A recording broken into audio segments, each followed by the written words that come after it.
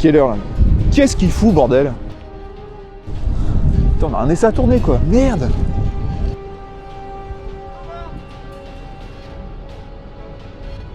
Ah, celui qui arrive là, non? Ah non, petite vieille. Bon bah tant pis, hein, va falloir que j'aille le chercher, encore une fois. Tiens. Je suis caché. Ah. Il est caché quoi. Bon, je vais aller aux endroits les plus probables. Est-ce qu'il serait pas chez Fiat? Ouais.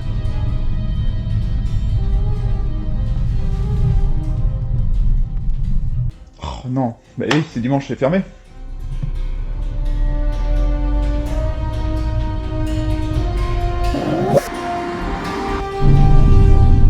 Il est peut-être chez Peugeot. Bah oui, Peugeot, c'est une Peugeot.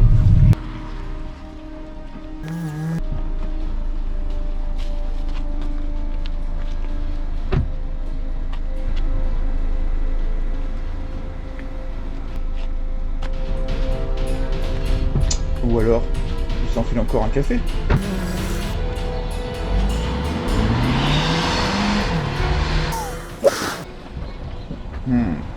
Non.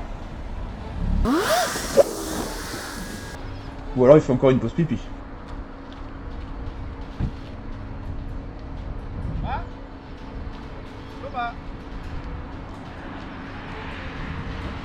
Tant pis, je vais le faire seul cet essai.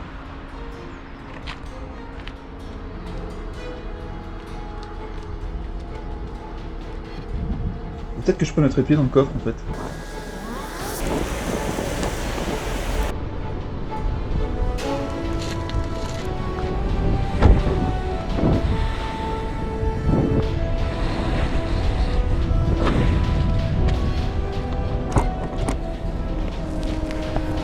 Simon, t'as plein de qualités, mais le cache-cache t'en fait vraiment pas partie. C'est incroyable. Ça fait 1 heure que je suis là. T'es là depuis le début? Oui. T'as pas été trop secoué quand même? Oui. Écoute, moi ce que je te propose, c'est déjà qu'on aille prendre un café, ensuite il faudra que j'aille pisser, et ensuite on attaque l'essai de cette Peugeot 508 PSE. Parce que franchement, eh ben, elle envoie.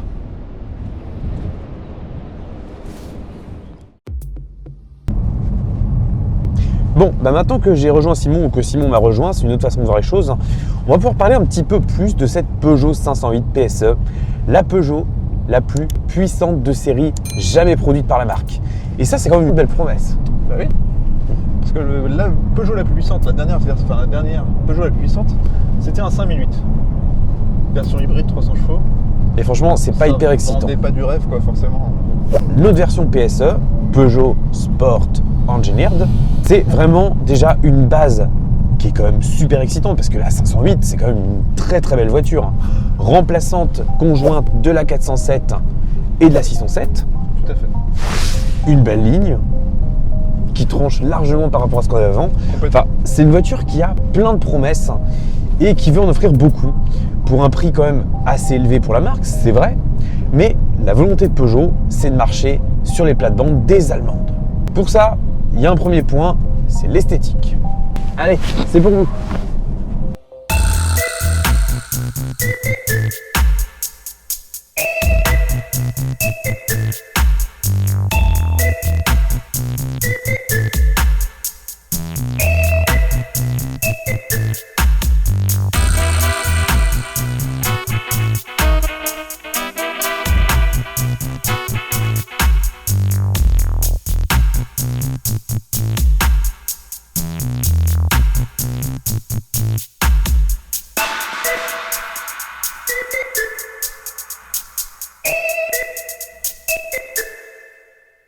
Bon alors Thomas, maintenant que j'ai réussi à te trouver, on va peut-être pouvoir commencer à faire notre review.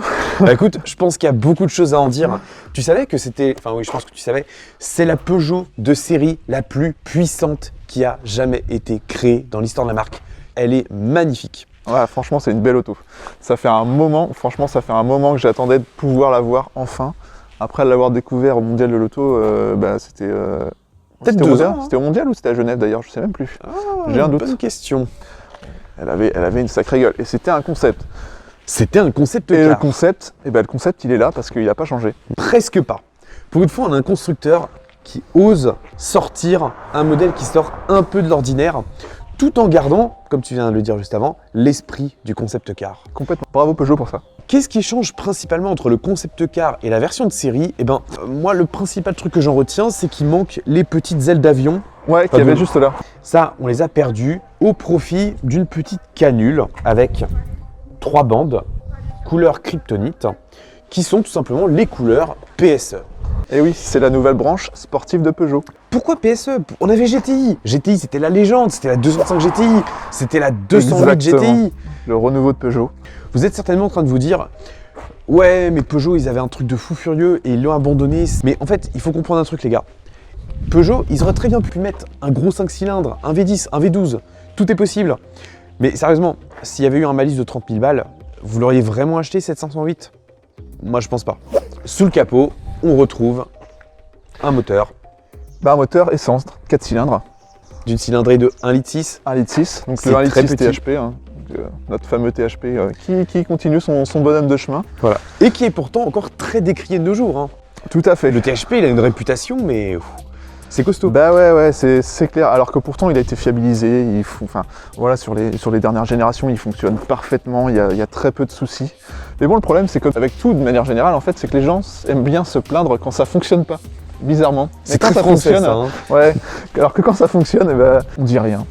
C'est ça. Et puis toi, tu étais très content du moteur de ta 308 GTI. Il était Bah écoute, honteux, il était zéro dynamique. problème. Hein. Bon, le premier THP que j'ai, d'ailleurs, c'était la 208 GTI. Bah, Litis THP, 200 chevaux, et qui marchait très bien. Donc il y a eu des petits problèmes, et c'était pas sur le moteur, c'est plus sur les périphériques en fait. La 308 GT en 205 chevaux, ça fonctionnait très bien. Aucun problème. La 308 GTI, même chose. Une merveille. Vraiment une super auto. Et là, du coup, je découvre la 508 PSE. Je suis pas surpris parce qu'elle répond tout à fait à ce que je pensais. Et l'avoir en vrai, c'est quand même quelque chose. Puis elle est impressionnante, elle a quand Vraiment. même une sacrée présence. Et d'ailleurs, tout le monde se retourne, hein, vraiment. On m'a même fait la remarque. C'est une Peugeot, ça? Vraiment? Non mais... On va pas parler tout de suite de la partie comportement routier, même si c'est très tentant. C'est vrai, c'est vrai. On se retient. On va plus parler du design. Bah du coup, on prend une 508 GT. Voilà. Et puis, on va lui ajouter des petites choses particulières. Donc sur la face avant, on a un bouclier spécifique, donc avec des petites prises d'air, vraies prises d'air de ce côté-là, d'ailleurs, avec cette petite touche de kryptonite qui lui va super bien. Alors le kryptonite, c'est pas vraiment un jaune, c'est pas vraiment un vert. Voilà. C'est Alors, le kryptonite. franchement, je trouve que ça lui va bien. Ça fait un petit côté...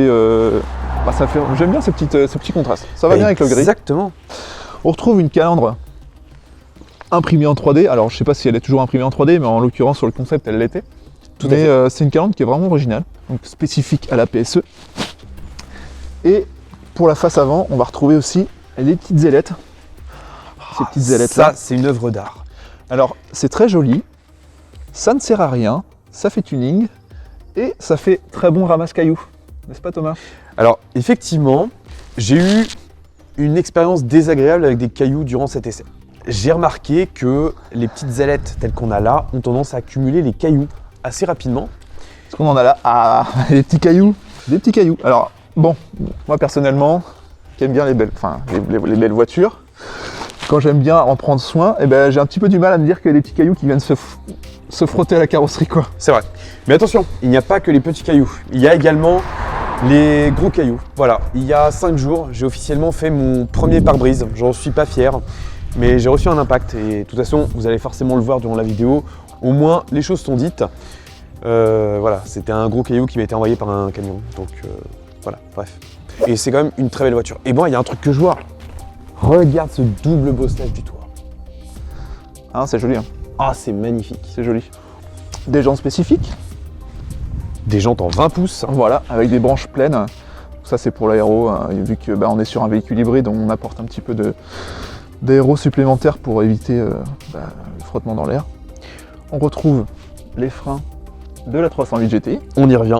Voilà, donc au lieu d'être rouges, ils sont jaunes kryptonite, ou vert kryptonite, hein, comme vous voudrez. Des disques de 380 mm sur Exactement. Bolalu. Exactement les mêmes. On retrouve des boudins, alors en boudin on retrouve du PS 4S il me semble. Ouais, PS 4S Michelin. On est sur des roues de 20 pouces, donc ça commence à faire.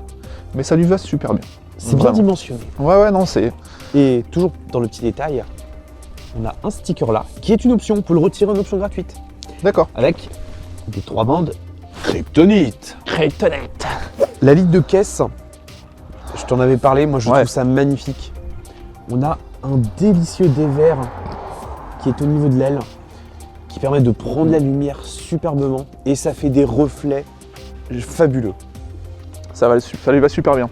Et en fait, ça fait vraiment cette ligne qui continue, qui revient vers l'arrière, et qui vient jusqu'au feu, et qui se prolonge dans le dessin du feu, et qui fait tout le tour de la voiture au final. Sur le bandeau arrière, donc le bandeau nord-arrière, on arrive à l'arrière, forcément. Et on retrouve donc du coup cette ligne qui fait tout le tour, quoi. Ça lui donne vraiment une présence, ça lui donne une construction. Non, Tu mais vois qu'elle est complètement. posée au sol. Enfin, Tout à fait. ça marche vraiment très très bien. Voilà. Donc elle n'a pas d'aile élargie par rapport à la version de base, mais déjà, elle a quand même un beau petit galbe. C'est vrai qu'on aurait aimé un petit peu plus quand même, ne serait-ce que par exemple déjà les ailes élargies comme tu l'as dit, mais il faut pas oublier que ça va être un véhicule de niche qui va être vendu assez peu, Tout qui est à quand fait. même vendu à un prix Voilà. assez important, même si on peut pas nier le travail qui a été effectué.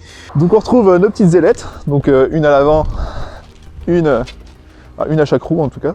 Oui. Une à l'avant, une sur le côté, sur le bas de caisse, et une sur la partie pare-choc arrière, qui vient rejoindre un diffuseur qui descend bien, donc il doit avoir une petite utilité, je pense. Je pense quand même.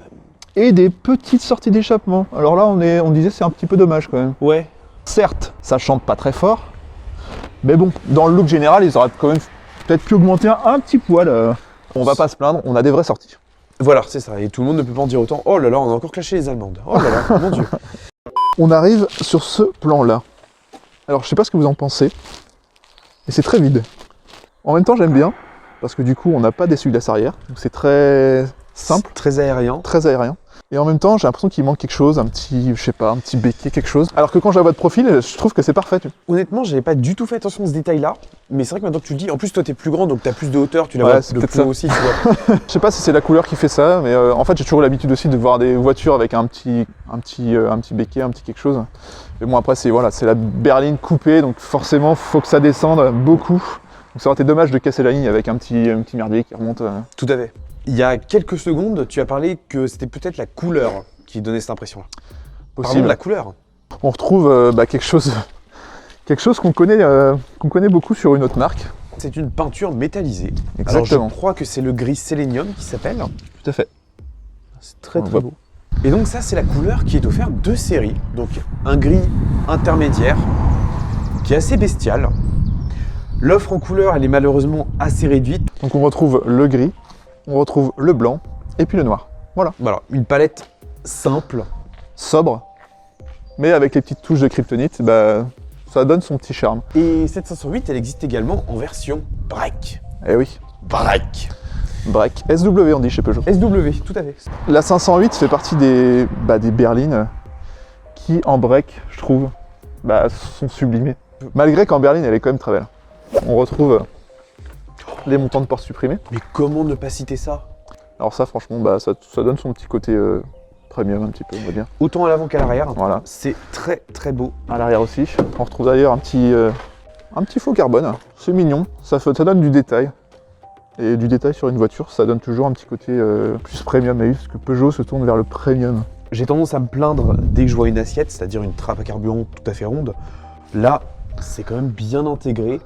Et ce qui est bien, c'est que Peugeot l'a intégré directement sur l'arête. Je viens de remarquer cette ligne. En fait, le petit badge oui, il avec se les 3 bandes poursuit ici se jusqu'à la poursuit malle. en fait jusqu'à la malle. T'as vraiment beaucoup de lignes en fait au final. Hein. Ouais. T'as celle-ci, t'as ta ligne de caisse. Et Ouais, après, t'as t'as celle-là cette en double plus, ligne qui ouais. vient ici, qui vient se prolonger jusqu'au bout du capot. Optique à fond noir. Peugeot a retiré toutes les petites touches de rouge qu'il y avait pour avoir un regard, enfin, un cul Regard. vraiment full black entre guillemets. Tout à fait. D'ailleurs, même le logo est passé en noir. Voilà. Donc une des dernières Peugeot sorties avec l'ancien logo du coup. On parlait de la trappe tout à l'heure, il y en a une de chaque côté. Ah oui, c'est vrai qu'il y en a une de chaque côté. Et ouais. C'est vrai qu'on n'a même pas parlé du fait que c'est une hybride rechargeable. Et oui, rechargeable.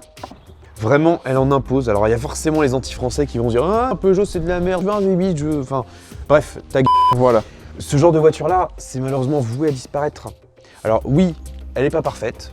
Complètement. Oui, on aurait pu aimer avoir plus. On aurait pu aimer avoir plus de couleurs, plus de puissance, un plus gros moteur, mais c'est pas possible et rationnellement, bah c'est quand même une putain de bonne bagnole. On est d'accord.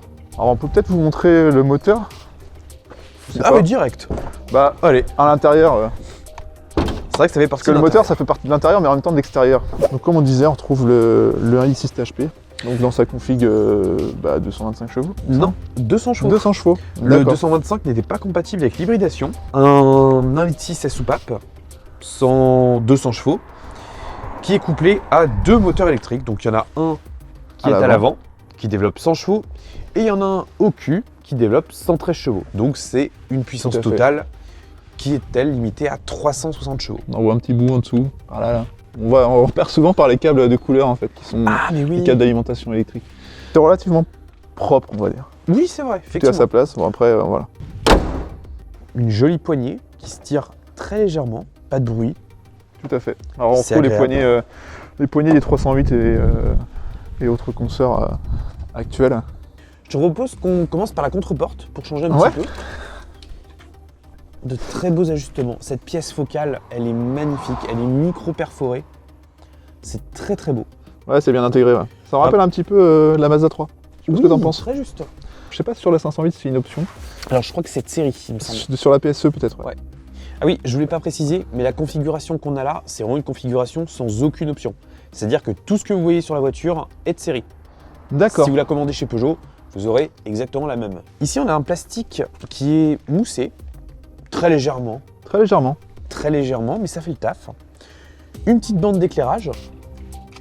Et ensuite, on s'est questionné sur l'habillage de bois. Alors c'est un bois, mais je pense que c'est un faux bois quand même, hein, Thomas. Je sais pas ce que t'en penses. Bah, moi, Ça doit être un stratifié, un peu comme ce qu'on retrouve sur les cuisines pas chères. Non, mais pas forcément pas cher, mais bon. S'il fallait faire une pièce en bois, on rajouterait peut-être un peu de poids à la voiture. Déjà C'est que bon, elle a déjà un bon tonnage, pas loin de la deuxième. qui parle de chalutier. Mais oui, c'est vrai, tout à fait. On a des surpiqûres également qui sont à 2 niveaux, avec du kryptonite en haut et du gris en bas. Et ça, franchement, je trouve que c'est vraiment du génie. Tout à fait. Non, c'est vraiment sympa. On retrouve des magnifiques sièges. Ils sont vraiment très beaux. Un beau dessin. Ils ont un très bon maintien. On est sur du semi-baquet et qui vient vraiment jusque sur le côté des jambes. D'ailleurs, il y a que tu adores. D'ailleurs, il y a une petite partie ajustable, j'avais pas vu. Oh bah merde. On n'avait pas sur la 308 GTI. Et apparemment, ils sont maçons ces sièges-là. Ah oui, bah on a une petite touche M. Alors non, M pour memory. Ouais. Et là, le petit bouton maçon, il est là. Ah, c'est On n'a pas testé d'ailleurs. Ensuite, on a quand même de beaux alliages. Les sièges, c'est quand même de très très très belles pièces. C'est fin. L'Alcantara semble d'assez bonne qualité, même si le cuir, je pense qu'il va marquer quand même assez vite. Ouais, tout à fait. Les tapis de sol sont sales, c'est indéniable. Mais ils sont également surpiqués, toujours à 2 niveaux. On retrouve toujours la même surpiqûre un peu partout, sur les sièges, les contreportes, avec ce petit verre kryptonite. Hein. Et même sur le volant. On n'a pas cette double surpiqûre, on a juste la surpiqûre kryptonite et noire. Le petit volant Peugeot, donc on a l'habitude. Et cette console centrale, hein, donc, qui est Simple dans son design, mais je trouve qu'elle marche bien. Toujours une imitation bois. Un petit rangement ici. Un porte-gobelet ici. tout à fait. Et un local à Talkie-Walkie. Voilà, c'est toujours pratique également. On trouve une prise jack d'ailleurs, il me semble. Beaucoup de technologie dans cette voiture. Hein. Boîte de vitesse automatique. Pas de mode manuel. Exactement. Un frein à main électronique également. Tout à fait. Un sélecteur de mode. Deux beaux écrans. C'est vrai qu'ils sont jolis. On retrouve le petit verre kryptonite, encore une Toujours. fois. Le petit rappel un peu partout. Il y a vraiment une belle unité quand même dans le traitement qui a été fait. Donc ça, c'est assez intéressant. Non, c'est très joli. Le système, bon, on l'a quand même testé, il est quand même bon. Voilà. C'est assez réactif, personnellement, j'en suis assez content. C'est assez réactif. On n'est pas sur la, voilà, on n'est pas sur le summum de ce qui se fait actuellement. Mais globalement, ça marche bien. On retrouve les petites touches piano de la 508, l'écran qui est tactile, l'écran des compteurs qui se retrouve juste ici. La boîte à gants. Tiens, je l'avais même La pas boîte à ouverte. gants, avec le petit carnet d'entretien, un gilet fluo, un gilet kryptonite. S'il vous plaît. C'est relativement fonctionnel cet écran. On va pas s'étendre plus que ça, l'idée c'est vraiment de parler plus de ressenti de la voiture. La plupart des éléments qu'on retrouve dans la 508 normale, donc voilà, mis à part les petites touches de kryptonite, les petits détails qui sont propres à la PSE, Mais globalement, on est dans l'intérieur d'une 508 qui est relativement spacieux au final. On a de la place arrière. Moi, habituellement, quand je suis dans une voiture et je me mets en position pour moi, donc c'est-à-dire siège bien reculé, et si je monte à l'arrière, malgré que la ceinture de toit soit assez basse, C'est vrai qu'elle est très basse. et je peux m'installer et j'ai encore un peu de place pour les genoux. C'est vrai. Bon, la tête, ça passe pile poil. Hein. Franchement, pour 4 personnes, c'est bien. Alors 5, ça peut être un peu serré. Mais on retrouve des sièges du coup sur le même thème qu'à l'avant. Même dessin général, on va dire. Et avec un tout petit renfort sur les côtés. C'est vrai. Mais ouais, bon, voilà. Le volume du coffre, il a une capacité de 1,4 Thomas. Donc ça, c'est pas mal aussi. Des ports USB. Éclairé, juste en dessous. Bon, écoute, moi, c'est une voiture dans laquelle je me sens bien. Il y a tout ce qu'il faut en matière d'équipement. Si je devais avoir un daily, ce serait un bon choix, je pense. Alors personnellement, je la prendrais en break. Parce que du coup, je vais être deuxième fois papa, donc forcément, il va falloir de la place. C'est sûr. Je trouve tout le monde a besoin. Quelque chose de relativement confortable malgré qu'elle soit bien dynamique, mais ça on en parlera après. Je sais pas ce qu'on peut dire d'autre sur l'intérieur. De toute façon, tu sais, là, je pense que les gens actuellement, là, ils ont juste qu'une envie, c'est qu'on appuie sur le bouton de Start Engine Tout à fait. pour partir. Donc, on va vous faire ce plaisir-là. On va monter à l'avant. On va vous balancer une petite séquence en musique. Et puis, on attaque la présentation.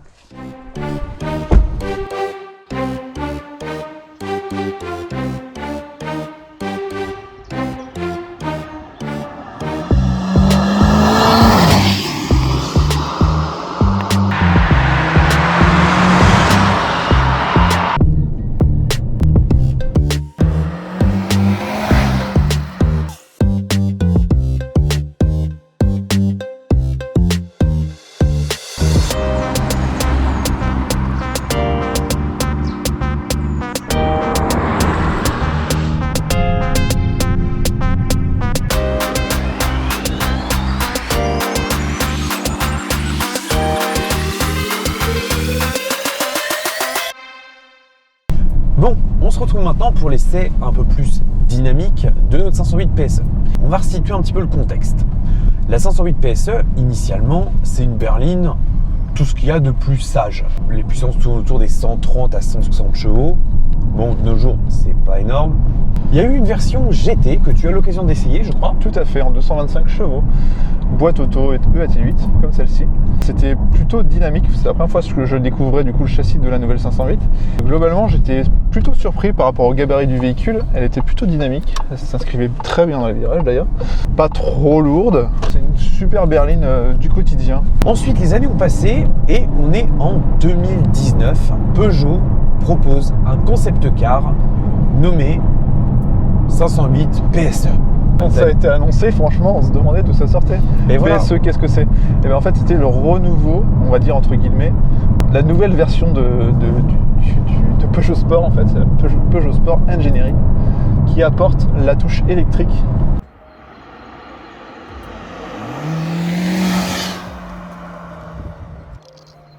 Et donc, plutôt que d'essayer de refaire du nouveau avec du vieux en rajoutant de l'électrique, et qu'au final on ait des GTI qui soient plus vraiment dans la continuité des anciennes, Peugeot a décidé d'inaugurer son badge PSE.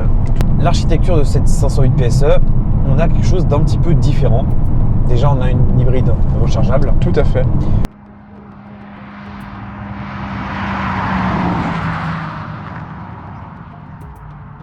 Alors base moteur, c'est un 1.6 THP, donc on connaît bien, c'est la version PureTech, donc la dernière version du 1.6 THP en 200 chevaux, tu me disais tout à l'heure. Exactement. Et on y a apporté 2 moteurs électriques, environ une centaine de chevaux supplémentaires à l'avant et une centaine de chevaux supplémentaires à l'arrière en électrique. Donc une fois reconverti en mode hybride, on est sur une puissance cumulée de 360 chevaux et 520 Nm à, tu me disais, environ 2500 tours minute, 3000 tours minute. Ça fonctionne très bien. Ça fonctionne. Alors, on n'est super pas bien sur les performances annoncées au départ sur le concept. Vous avez annoncé un peu plus, sur un peu plus de 400 chevaux, je crois, il me semble. Exactement ça. Et pourquoi? Eh bien, c'est pour pouvoir profiter de cette puissance globale en permanence. C'est-à-dire que si on met 2 moteurs électriques et qu'on envoie 100% de la puissance, enfin 100%, on va dire, peut-être pas 100%, mais au moins 90% pour avoir plus de chevaux, H24, au bout de 3, 4, 5, 6 accélérations, on n'aura plus rien. On n'aura plus que le moteur essence, les batteries vides, et puis là on n'aura plus que 200 chevaux, on sera en mode elle est où la puissance? C'est exactement ça. Et du coup d'avoir le compromis entre cette puissance et cette autonomie de batterie va nous permettre de garder 360 chevaux à peu près tout le temps. Si vous faites de l'autobahn ou vous faites du circuit, à un moment donné, là c'est un peu différent. Forcément, voilà, c'est pas l'optique. Les 360 chevaux nous sont disponibles comme mode sport. Exactement. Sinon, on est à 330. Bon, dans les faits, je suis pas sûr qu'on les perçoive réellement, parce que 30 chevaux, tout à fait. Ça fait même pas 10%. Exactement. Comme vous vous en doutez, nous, on a privilégié le mode sport, quoi. Ouais, d'ailleurs, on l'a pas beaucoup quitté.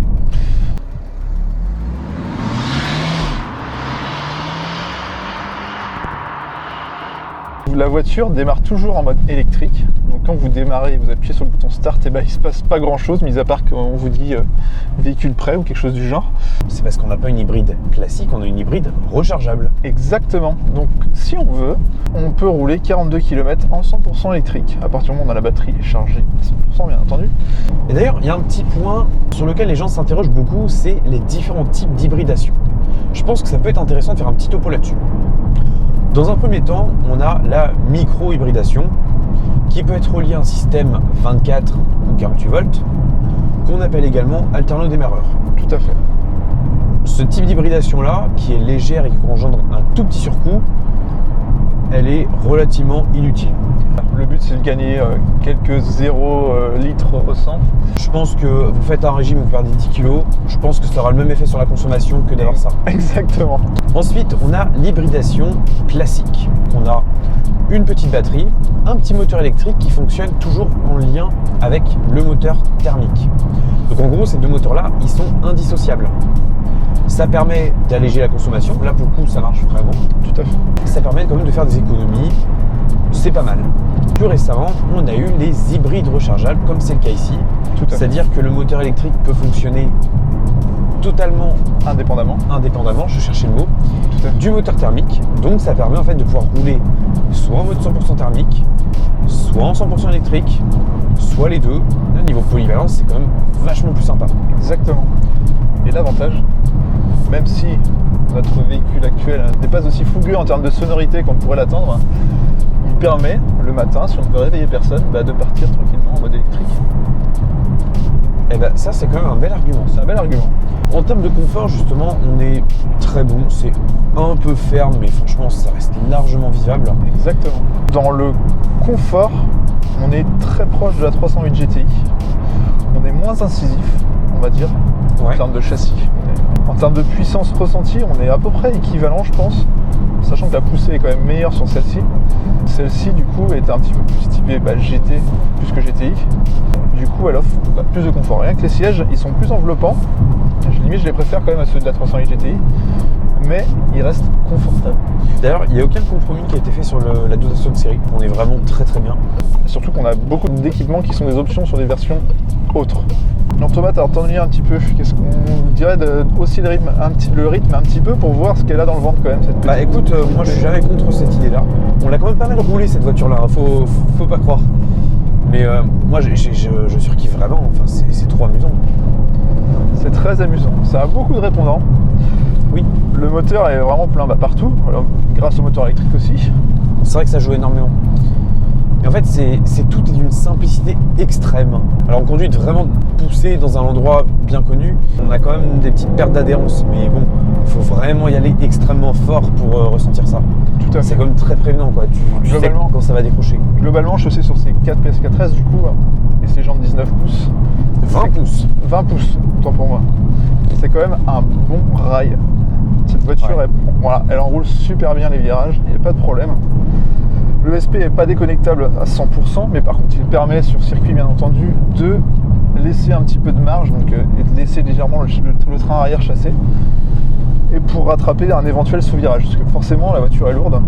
On est sur les 1 tonne 8. 1 tonne 850, ouais. Ouais, 1 tonne 850. Donc c'est quand même beaucoup. Voilà. Donc on a un véhicule qui est assez lourd.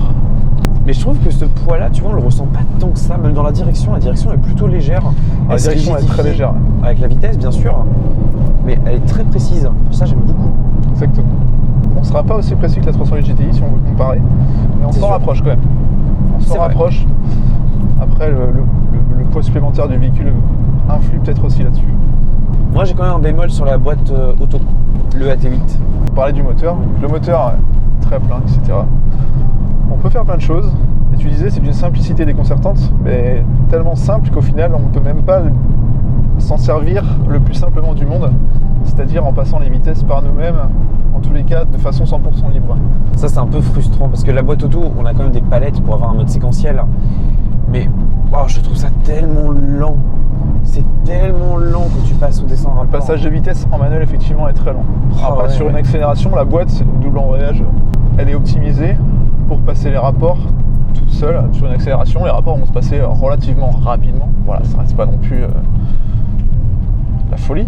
Ah bah voilà une bonne base d'accélération.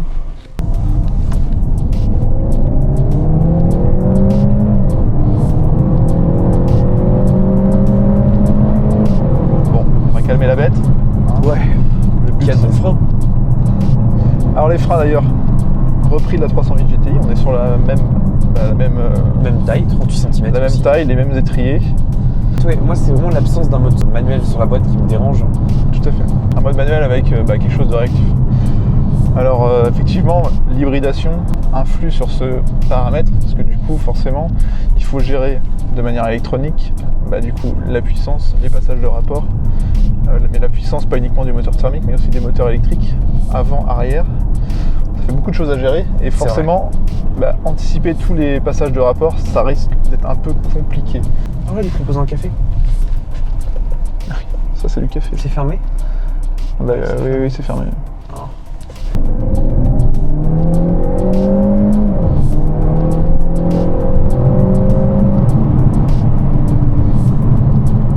Zéro à 100, 5 Petit secondes. virage à l'aveugle. Oui. 5 secondes 2 au 0 à 100, tu disais, ouais. Ouais, c'est pas oufissime pour la puissance, mais bon. Si on parle un petit peu de la concurrence, qu'est-ce qu'on a en face? On a la BMW M3 40i, la Mercedes C43 AMG et l'Audi S4 qui est en mazout désormais. Bon, en vrai, je trouve que cette 508 PSE, elle est tout à fait légitime dans ce segment-là. Si ça aurait été une Allemande, elle n'aurait pas du tout eu le même accueil. C'est bien le problème. C'est bien le problème. Bon, pour ce qui est de la consommation, Thomas, qu'est-ce que tu peux nous en dire?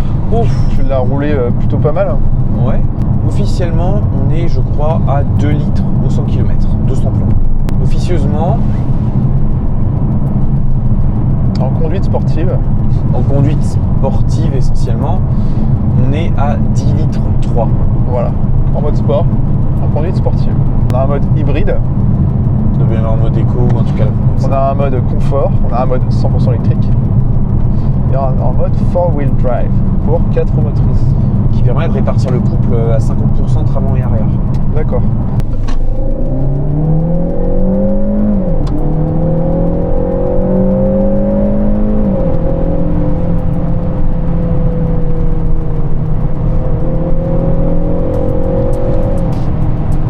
Bon, les 360 chevaux, c'est cool, mais ça reste un chiffre sur du papier. Qu'est-ce que ça te dit niveau ressenti? Honnêtement, bon voilà, ça pousse, faut pas le nier. Ça pousse. Ça pousse. Ça pousse. Ouais, ça pousse. Niveau sensation de moteur, c'est très linéaire, c'est très feutré. Mis à part que ça pousse, voilà, c'est pas fou. Dynamiquement, il y a de la sensation. C'est typé GT, c'est typé confort sport. On n'est pas dans une GTI, très clairement. Ouais, c'est ça. Il y a un petit manque de caractère quand même, qui est assez prononcé. Alors, est-ce que c'est la cylindrée qui fait ça? Je pense pas spécialement. Non, surtout que c'est le positionnement qu'a voulu Peugeot. Vu que ça va être une voiture vraiment de niche qui va toucher un public très restreint. Plus de sensations, ça aurait freiné peut-être d'autres acheteurs. Je pense que c'est le bon compromis qu'ils ont choisi entre confort et sportivité. Tout à fait. Et la sonorité, effectivement, elle est Elle est quelconque. On a une sonorité supplémentaire dans les haut-parleurs, comme on retrouve sur beaucoup de voitures aujourd'hui, ouais. qui n'est pas folle, mais qui n'est pas trop présente.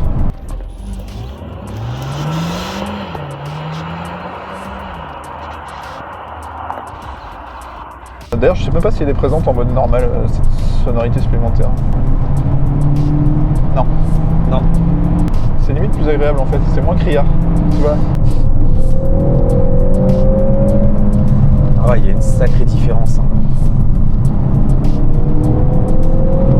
Et c'est un peu criard dans les tours en fait. C'est ça qui est dommage. Ouais, puis quitte à avoir un truc dans les haut-parleurs, autant que ce soit agréable quand même, tu vois. Celui qui cherche une belle sonorité, il ne la trouvera pas dans une 508 PS. Et moi, ce que j'apprécie surtout, c'est qu'en fait, tu as une touche d'exotisme. Oui. C'est une voiture que tu croiseras pas partout. Les 108, on en voit déjà moins. Oui, c'est vrai. Les 508 PSE, du coup, dans le coloris où elle est proposée, donc avec les petites touches de vert, jaune, kryptonite, du coup, elle passe beaucoup moins inaperçue. Et beaucoup de gens la regardent. Bah exactement. On est sur un ticket d'entrée à partir de quasiment 68 000 euros en berline, dans ce gris et sans option. Alors il y a des options, il n'y en a pas forcément besoin, sauf peut-être le toit panoramique. C'est du poids supplémentaire, ça aurait pu être proposé. Non, au final, niveau option, tu n'as quasiment rien proposé. Je crois que tu n'en as que 5. Ça fait un peu penser à une Tesla. Oui, ça permet au moins pour Peugeot de réduire le coût de développement. Il y a beaucoup d'options qui sont en option sur les versions classiques, on va dire, plus basses, sont 2 séries sur ce véhicule en fait. Elle est vraiment ultra stable, hein. C'est impressionnant.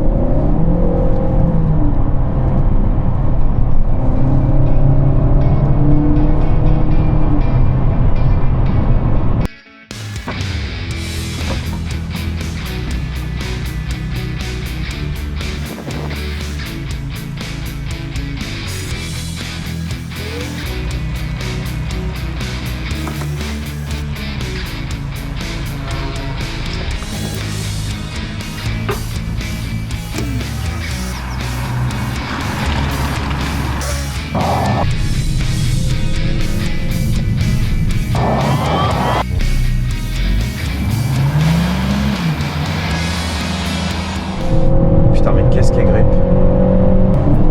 S'ouvrir légèrement. Ouais, un petit peu, ouais. On a un durcissement des barres anti-roulis, notamment surtout à l'avant, je crois, il me semble. Exactement. On a un léger abaissement.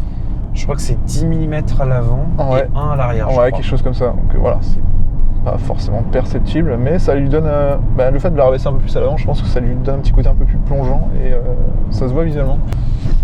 Voilà, une suspension pilotée qui normalement se durcit légèrement en mode sport. D'ailleurs, le mode sport agit sur la direction, sur la suspension, sur la réactivité et la puissance. Ah, je viens d'activer le mode massage. Oh oui, toi t'es privilégié, moi je l'ai pas. Tu peux choisir différents types de massage. D'ailleurs, je peux faire n'importe quoi. 4 paos, les pattes de chat. Et ben, c'est hyper agréable. C'est absolument génial. Putain, je l'ai roulé 1000 bornes et il n'y a pas un moment où j'ai... En fait, on a un système de massage, mais sur toute la hauteur du dossier. Et c'est c'est vraiment trop bien. très appréciable. Ah ouais, c'est vraiment pas mal. Hein. Wave, c'est pas mal. Hein. Stretch.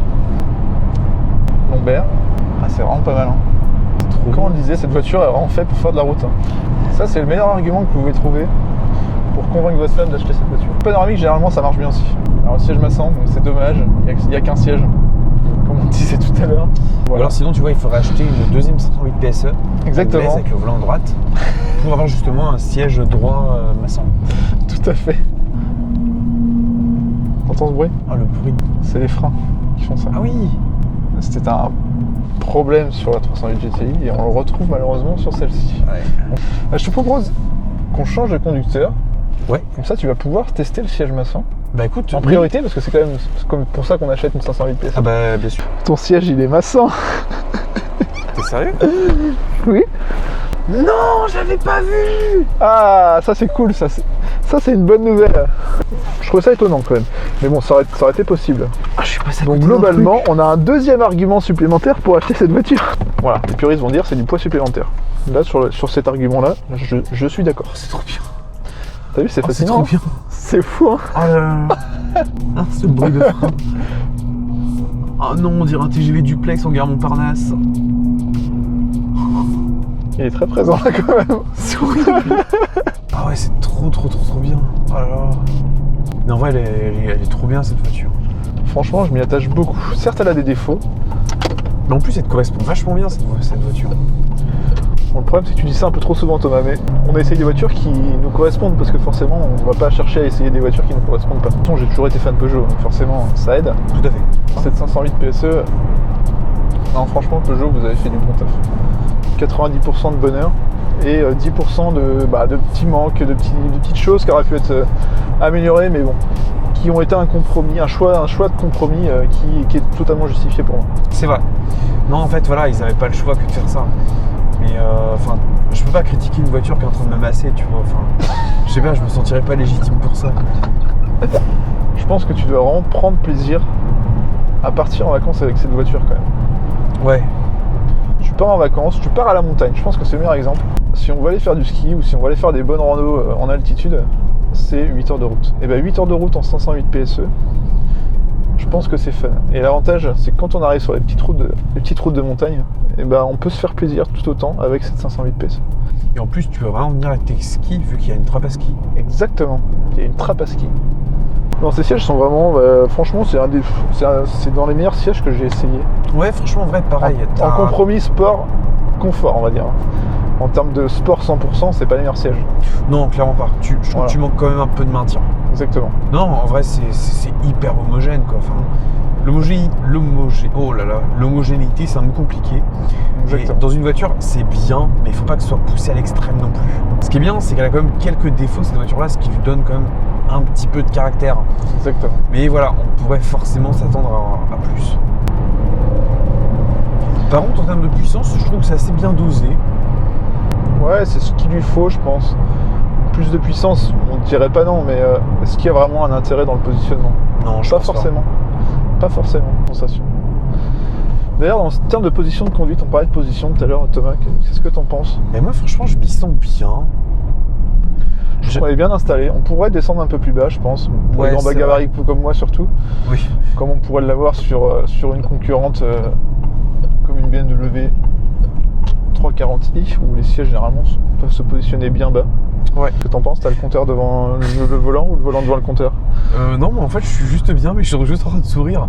Parce que j'imagine le mec qui troque sa vieille E46 Pacem, Ouais. et qui conduit toujours la main comme ça sur le volant. Bah, tu vois jamais à quelle vitesse tu vas. Yes. Tu m'as surpris. Oui, j'ai vu ça. Et là, tu vois, passe tes rapports. Allez! Ouais. En fait, je pensais que ce serait très facile de trouver les mots justes pour cette voiture, mais en fait, c'est pas si simple que ça.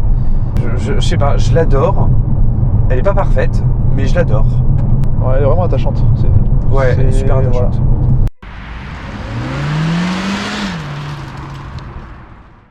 Bon, ça y est, c'est enfin la fin de la vidéo. Simon, qu'as-tu pensé de la 508 PSE? On va essayer de le faire. On va d'abord parler de la 508 PSE et ensuite on va parler un petit peu de PSE et de l'avenir de PSE et ensuite on vous laisse. La Voilà. 508 PSE, mon petit Simon. Bah écoute, une bonne surprise, vraiment une bonne surprise. Elle répond totalement à ce que je m'attendais de cette voiture. Vraiment du confort, de la sportivité. Même s'il y en a qui vont dire qu'une voiture break, lourde, bah, c'est pas sportif. On est quand même sur un bon compromis, on a de la patate, il faut le dire. C'est vrai. Bon, même si certains disent oui, effectivement, quand les batteries sont déchargées, on n'a pas tous les chevaux, mais bon, voilà. Ça arrive quand tu es sur circuit, quand tu es sur l'autobahn à 250 tout le long de la route. Autrement, non, franchement. C'est ça. Franchement, franchement, c'est super, super agréable, ça marche. En termes de moteur, ça accélère mieux qu'une 308 GTI, enfin, pour en avoir une, vraiment, on sent la différence. C'est agréable à conduire, on peut la rouler en 100% électrique quand on roule pépère en ville, voilà, bon après c'est peut-être pas l'idéal pour la ville. Hein, Non, mais bon, c'est effectivement. jouable. Il y a les caméras. Il y a Alors tout ce après je qu'il dis faut. break, il n'y a pas que break, effectivement, elle existe en berline. Nous on l'a essayé en berline, mais c'était pour parler aussi du fait qu'elle existe en break aussi. Rattrape-toi. Voilà, bref. Ce que je trouve intéressant aussi, c'est que Peugeot a introduit le concept de néo-performance. Oui. La nouvelle performance en version hybride, je pense qu'on est d'accord, ça marche. Oui, ça fonctionne. Voilà. 100%, ils ont bien travaillé ça avec les concepts avant, la 308 R. Tout Exactement, ça en tout fait, à fait. ça c'est dommage d'ailleurs que ça soit pas sorti, hein, Peugeot. Ah ouais, de fou. Peut-être qu'ils nous réservent quelque chose avec la nouvelle 308. Aujourd'hui, on est un petit peu dans le flou encore, je pense. J'espère. Voilà. Ça parle de 100% électrique, ça parle d'hybridation, ça parle d'un peu de tout, de rien aussi. Oui, c'est Voilà. clair. On l'a roulé 1600-1700 km en une semaine, donc c'est quand même un usage intensif. Tout à fait. 2 recharges. Franchement, bon, voilà, l'électrique ne m'a pas du tout de pénaliser, tu vois. Oui, oui, non mais Après, on va me dire, ouais, mais t'es pro-électrique. Non, Absolument non. pas. Non, c'est juste qu'il faut faire la part des choses. Il y a des trucs qui ne nous plaisent pas sur cette voiture-là. Il y en a d'autres qui sont tout à fait corrects. Et là, en l'occurrence, bah, si vous êtes pénalisé par l'électrique sur une 508 PSE, Bah écoutez, choper le Monique, tu vois. Enfin, ou alors vraiment si vous voulez pas utiliser le thermique, si vous mettez pas d'essence dedans, ça risque d'être compliqué. ouais, c'est Vraiment, clair. je pense. Il y en a, ils seraient tellement de mauvaise foi, tu vois. je Ouais, suis- non mais complètement, il serait capable. Ah mais elle marche pas cette voiture, je comprends pas. C'est de la merde. C'est de la merde, il y a qu'un petit moteur de merde. Bon, à l'arrière de la 508, il y a 3 barres jaune, vert, kryptonite. Ces 3 barres-là, elles signifient PSE, Peugeot Sport Engineered. Exactement. Est-ce que pour toi, PSE, c'est vraiment la digne descendance de GTI? Digne descendance, j'irai peut-être pas jusque là, mais c'est la descendance très clairement, parce que forcément, la Peugeot Sport aujourd'hui devient Peugeot Sport Engineered. Et l'hybridation est quelque chose qui est au cœur des normes actuelles, de tout ça. Et malheureusement, on n'a pas trop le choix que de passer par là. Donc si on peut garder du sport d'une manière ou d'une autre, moi je suis pour. Si on veut de la vraie sportivité, tant pis, on se tournera vers l'occasion, vers les anciennes. Globalement, bon, je pense que c'est un bon compromis aujourd'hui. Je pense que c'est vraiment l'évolution logique et l'évolution un petit peu inévitable non plus. Mais je trouve que PSE a quand même une identité, tu vois, même visuelle. Ouais, complètement. Et ça me permet de faire la transition vers le 3e et dernier point de cette outro. C'est, il y a quelques semaines, Peugeot a dévoilé sa Peugeot 9X8 qui incarne l'endurance tout simplement. Parce que Peugeot va revenir en endurance et au 24 heures du Mans donc. La Peugeot 9X8 qui arbore cette identité PSE. Ah, qu'est-ce qu'elle est belle. Oh, qu'est-ce qu'elle est belle! Et puis, ce que je trouve bien, c'est qu'au final, la 108 PSE, elle n'a pas forcément d'image, mais le fait de propulser un modèle PSE en endurance, ça va clairement faire vitesse technologique et ça va clairement mettre PSE sur le devant de la scène. Est-ce que tu penses que la gamme PSE va vraiment se développer sur toute la gamme comme c'était prévu?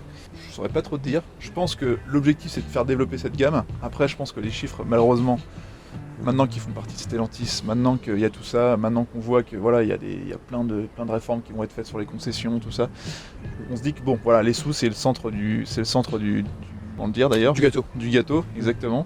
Et forcément, c'est surtout les ventes qui vont guider, bon, la passion aussi, parce que bon, voilà, on voit très clairement qu'ils cherchent à communiquer beaucoup avec ça. Bon, Ouais. il y aura toujours les entités sport, hein, c'est Oui, bien sûr. sûr inhérent, mais bon, on a des bonnes surprises. On a des marques qui font des belles choses aussi. La sportivité qu'on a connue il y a 30 ans même, c'est plus celle d'aujourd'hui. Et Totalement. ce sera, je pense pas celle de demain non plus, tu vois. Non, mais voilà. Après, bon, il y aura des choses qui seront peut-être moins bien. On n'aura plus cette âme de la voiture thermique, la sonorité, tout ça. Voilà. Ce sera des choses plus artificielles, mais ça va se développer. Ça va peut-être bien remplacer un jour, on ne sait pas. Et il y aura des nouvelles technos qui vont sortir. Bon, voilà. Après, on est sur des produits qui vont aussi augmenter en termes de coûts. Après, Peugeot, ils ont fait ça bien, hein, franchement, honnêtement. Non, enfin voilà. Bon allez, moi j'allais me prendre un café, je te laisse finir. Ok. Bon bah messieurs dames, je vous... messieurs dames, je vous laisse. Thomas est parti boire son café, moi je vais aller boire je sais pas quoi. Je pense que la météo va nous jouer des tours dans 5 minutes, donc je vous dis à la prochaine pour un nouvel essai sportif. Là, il n'y a pas de souci de ce côté-là. Salut les amis.